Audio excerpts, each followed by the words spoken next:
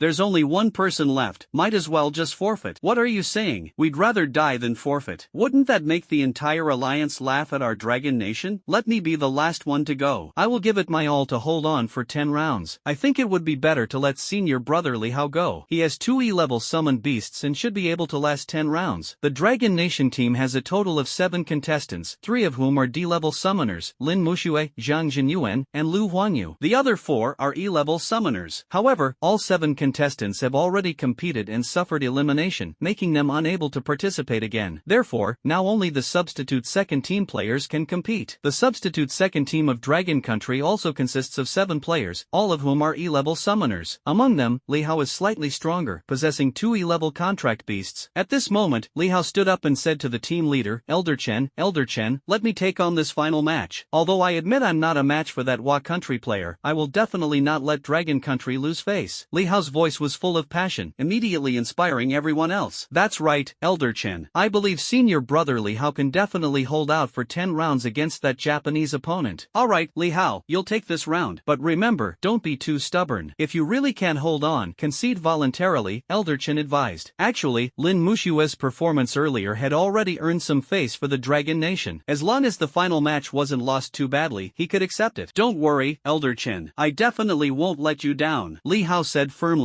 The substitute players of the second team nearby were also cheering for Li Hao. Senior brother Li Hao, you can do it. That's right, make sure to hold on a bit longer. Just as Li Hao was about to take the stage, a sudden and abrupt voice came from the side. How about letting me go instead? As soon as the words were spoken, everyone froze, their eyes all turning to the person who had spoken. That person was, of course, Su San. When the others saw that Su San from the second team wanted to go on stage, they immediately expressed their dissatisfaction. Stop joking. If you go on stage, you probably won't last a single round, and our Dragon Nation will lose face big time. Yeah, stop causing trouble. Although Su San was a member of the second team, in the eyes of his teammates, his abilities were considered weak. He didn't even have a strong offensive contract beast, and his timid personality made him a substitute among substitutes. If he were to go on the field, he probably wouldn't last even a single round against Kudo Shinichi. However, Su San did not back down due to his teammates' dissatisfaction. He walked up to Chen Fengnian, his expression resolute, and said, Mr. Chen, let me go up. I have confidence in myself. Looking at Su San's determined expression, Chen Fengnian pondered for a moment before finally nodding. Alright, let San take the stage for this final match. Mr. Chen,